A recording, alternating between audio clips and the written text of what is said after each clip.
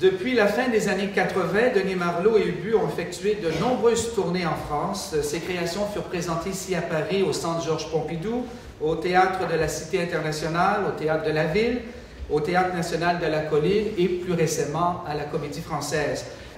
Et je suis donc d'autant plus heureux d'accueillir aujourd'hui, une fois de plus, Denis Marleau et Stéphanie Jasmin à la délégation générale. Ce sont des habitués. Aujourd'hui, c'est pour parler de son association avec les fêtes nocturnes du château de Grignan et plus précisément de la mise en scène de la pièce Les Femmes Savantes dans le cadre de la 26e édition de ces fêtes nocturnes.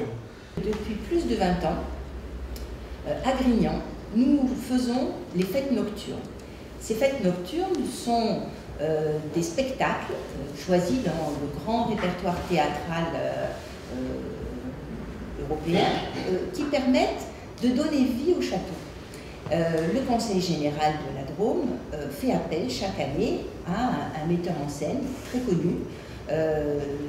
Et ce metteur en scène produit une œuvre qui va être vue pendant tout l'été. Chaque fois, c'est 800 personnes qui prennent place sur les gradins extérieurs, en face de la magnifique façade du château qui vient d'être rénovée. Et si vous faites une petite multiplication, vous vous rendez compte qu'avec 30 000 spectateurs, la pièce de l'été aux fêtes nocturnes à Grignan, c'est la pièce la plus vue et applaudie en France. Vite, avec Stéphanie Jasmin, on a donc pris la décision de nous rendre sur place pour visiter ce château et ça a été vraiment une révélation, c'est-à-dire un lieu absolument extraordinaire, une esplanade avec cette façade Renaissance qui est absolument magnifique, qui est une œuvre d'art en soi et qui nous a beaucoup inspirés. On a commencé à la regarder, à la photographier, et à imaginer des actions, de ce que ça pouvait être faire du théâtre dans un tel lieu.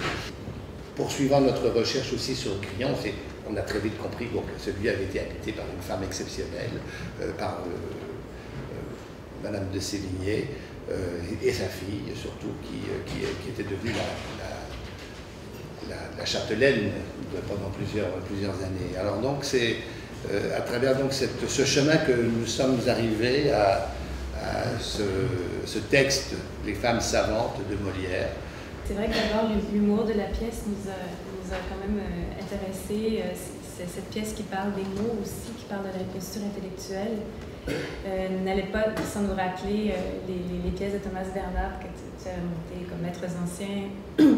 Et ce jeu sur les mots, ce jeu sur la déclamation, sur ce faux poète qui trompe des femmes aspirantes à être des femmes savantes, nous a bien plu. Et oui, avec cet écho de Madame de Sévigné et de toutes les autres femmes savantes de l'époque, qui était une vraie réalité de l'époque de Molière. Et Molière avait ce don d'être très moderne, d'être très dans son époque et de croquer ces figures, qu'elles soient des femmes ou des hommes d'ailleurs, et d'amplifier leurs travers ou leurs exagérations.